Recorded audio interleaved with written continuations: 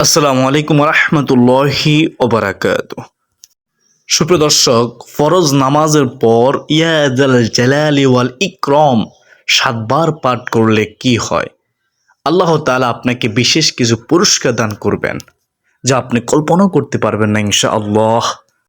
যেই পুরস্কারগুলো আপনার জীবনে এলে আপনার জীবন একেবারেই ধন্য হয়ে যাবে। সুপ্রিয় দর্শক, এমন গুরুত্বপূর্ণ পুরস্কারগুলো পেতে হলে আজকের ভিডিওটি আপনাকে সম্পূর্ণ দেখতে হবে। আমি বিশ্বাস করি যে ব্যক্তি ইয়া জাল জালালি ওয়াল ইকরাম, ইয়া জাল জালালি ওয়াল ইকরামকে ভালোবাসে, আল্লাহ তাআলাকে ভালোবাসে, নবী মুহাম্মদ সাল্লাল্লাহু আলাইহি ওয়াসাল্লামকে ভালোবাসে, সে আজকের ভিডিওটি সম্পূর্ণ দেখবে ইনশাআল্লাহ। এবং এইখান থেকে আমলটি পরিপূর্ণভাবে শিখে পরবর্তীতে সেও প্রত্যেক ফরজ সালাতের পর উক্ত আমলটি করে মালিকের দরবারে দোয়া করবে ইনশাআল্লাহ। তো প্রিয় দর্শক, আজকের ভিডিওটি একজন মুমিন মুসলমানের জন্য খুবই গুরুত্বপূর্ণ। আমি আজকের ভিডিওতে 2টি পার্ট আলোচনা করব। প্রথম পার্টে আলোচনা করব ফরজ নামাজ না পড়ার 15টি ভয়ঙ্কর শাস্তি সম্পর্কে। দ্বিতীয় পার্টে আলোচনা করব ইয়া জাল জালালি ওয়াল ইকরাম, ইয়া জাল জালালি ওয়াল ইকরাম এর সেই অজানা আমল সম্পর্কে। তো চলুন প্রথম পার্টে আলোচনা করি ফরজ নামাজ না পড়ার 15টি শাস্তি সম্পর্কে। হাসরের মাঠে নামাজের মাধ্যমেই হিসাব নিকাশ শুরু হবে। যার নামাজ সঠিক হবে তার অন্যান্য আমলও সঠিক বলে বিবেচিত হবে, আর যার নামাজ অসুন্দর হবে তার অন্যান্য আমলও অসুন্দর বলে গণ্য হবে। তাই প্রত্যেক মুসলমানের উচিত গুরুত্ব সহকারে নামাজ আদায়ের সচেষ্ট থাকা। যে ব্যক্তি নামাজের ব্যাপারে অলসতা করে তাকে 15 ধরনের শাস্তি দেওয়া হবে। তার মধ্য থেকে 5 ধরনের শাস্তি দুনিয়াতে, 3 ধরনের শাস্তি মৃত্যুর সময়, 3 ধরনের শাস্তি কবরের মধ্যে, 4 ধরনের শাস্তি দেওয়া হবে কবর থেকে উঠানোর পর। দুনিয়াতে যে 5 ধরনের শাস্তি দেওয়া হবে তা হলো, 1 নম্বরে তার জীবনের বরকত ছিনিয়ে নেওয়া হবে। 2 নম্বরে তার চেহারা থেকে নেককারের নূর দূর করে দেওয়া হবে। 3 নম্বরে তার নেক কাজের কোনো বদলা দেওয়া হবে না, নাউজুবিল্লাহি মিন যালিক। 4 নম্বরে তার কোনো দোয়া মহান আল্লাহ রাব্বুল আলামিন কবুল করবেন না, তার দোয়া কবুল হবে না। 5 নম্বরে যে নামাজ পড়বে না, নেক বান্দাদের দোয়ার মধ্যে তার কোনো হক থাকবে না, নাউজুবিল্লাহি মিন যালিক।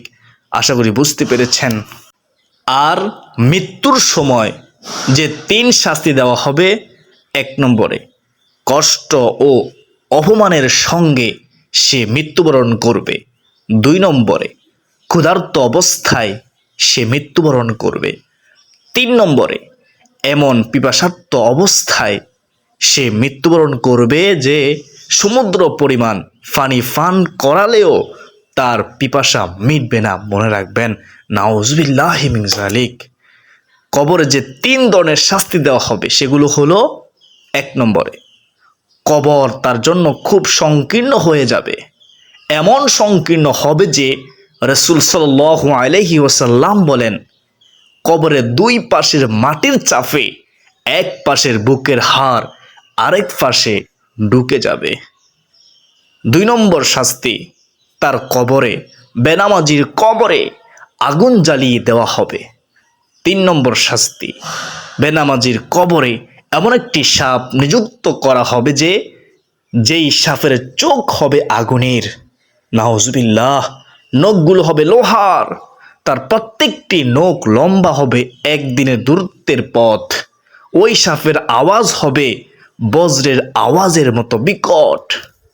সাপ ওই বেনামাজিকে বলতে থাকবে, আমাকে আমার রব তোমার জন্য নিযুক্ত করেছেন যাতে ফরজ নামাজ নষ্ট করার কারণে তোমাকে আমি দংশন করি। ফজরের নামাজ নষ্ট করার কারণে সূর্যোদয় পর্যন্ত দংশন করতে থাকি। আর জোহরের নামাজ নষ্ট করার কারণে আসর পর্যন্ত দংশন করতে থাকি। আর মাগরিবের নামাজ নষ্ট করার কারণে এশা পর্যন্ত, আর এশার নামাজ নষ্ট করার কারণে ফজর পর্যন্ত দংশন করতে থাকি। নাউজুবিল্লাহি মিন যালিক। এই সাপ দংশন করার সঙ্গে সঙ্গে সে 70 হাত মাটির নিচে ঢুকে যাবে, উঠিয়ে তাকে আবার দংশন করতে থাকবে। এইভাবে কিয়ামত পর্যন্ত তাকে আযাব দিতে থাকবে, শাস্তি দিতে থাকবে কবরের মধ্যে। আল্লাহ তাআলা আমাদেরকে রক্ষা করুক, আমিন। সুপ্রিয় দর্শক, কবর থেকে ওঠানোর পর বেনামাজিকে যে 4 ধরনের আযাব দেওয়া হবে, 1 নম্বর হলো তার হিসাব খুব কঠিনভাবে নেওয়া হবে।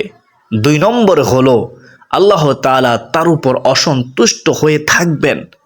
3 নম্বরে হলো তাকে জাহান্নামে নেওয়া হবে, জাহান্নামের শাস্তি দেওয়া হবে। 4 নম্বরে হচ্ছে তার চেহারায় 3টি লাইন লেখা থাকবে। 1 নম্বর লাইন হলো হে আল্লাহর হক নষ্টকারী। 2 নম্বর লাইন হলো হে আল্লাহর গোসায় পতিত ব্যক্তি। 3 নম্বর লাইন হলো তুমি দুনিয়াতে যেমন আল্লাহর হক নষ্ট করেছিলে, তেমনি আজ আল্লাহর রহমত থেকে তুমি নৈরাশ। এইভাবে বেনামাজিকে 15 ধরনের শাস্তি দেওয়া হবে।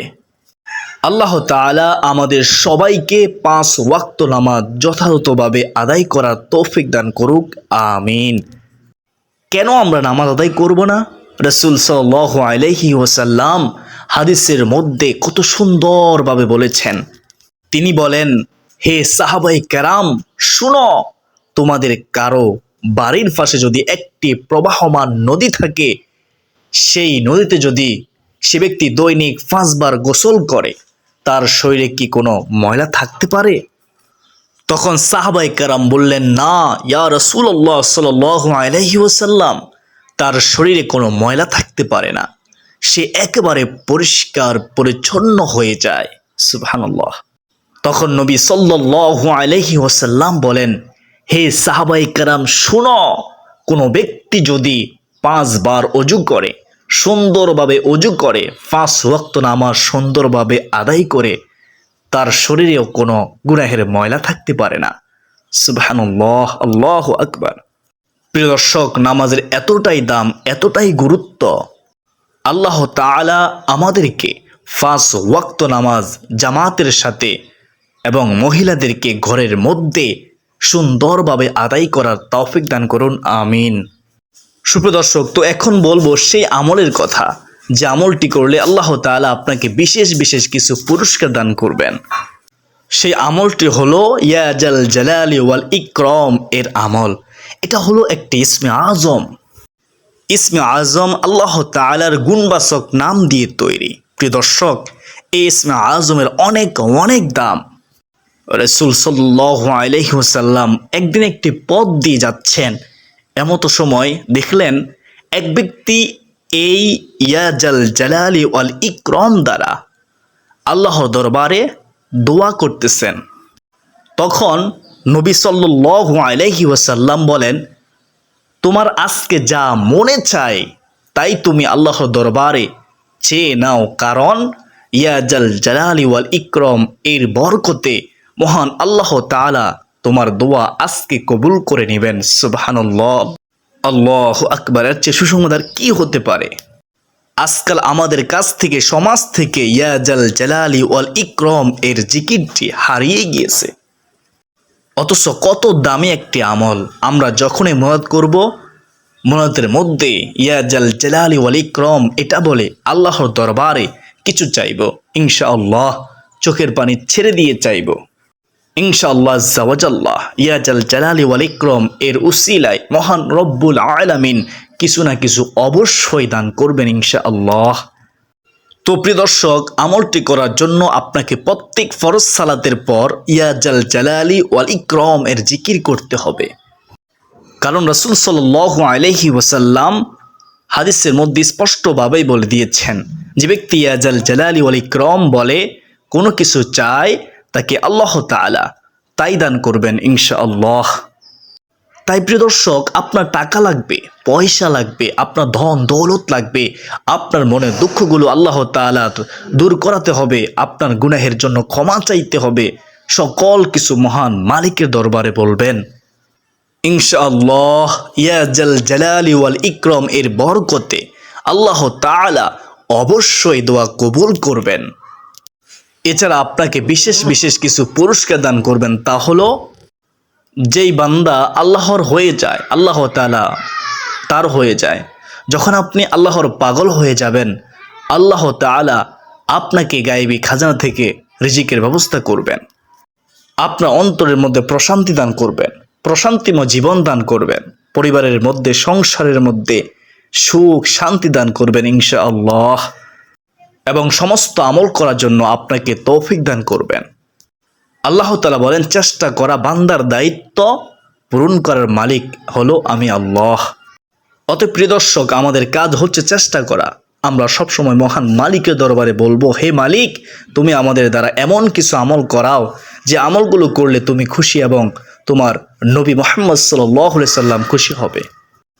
অবশ্যই আল্লাহ তাআলা আপনাদের দ্বারা এবং আমার দ্বারা ভালো কিছু আমল করাবেন ইনশাআল্লাহ। প্রিয় দর্শক, এই ইয়া জাল জালালি ওয়াল ইকরাম, ইয়া জাল জালালি ওয়াল ইকরাম হচ্ছে অত্যন্ত সুন্দর একটি আমল, যেটা রাসূলুল্লাহ সাল্লাল্লাহু আলাইহি ওয়াসাল্লাম করতেন, সাহাবায়ে কেরাম পড়তেন।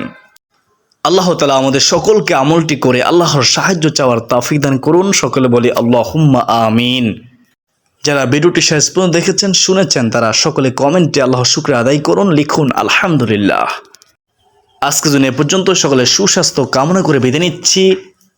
আবার দেখা হবে অন্য কোনো দিন, অন্য কোনো আলোচনা ইনশাআল্লাহ। ওয়া মা আলাইনা ইল্লাল বালাগ। আসসালামু আলাইকুম ওয়া রাহমাতুল্লাহি ওয়া বারাকাতুহু।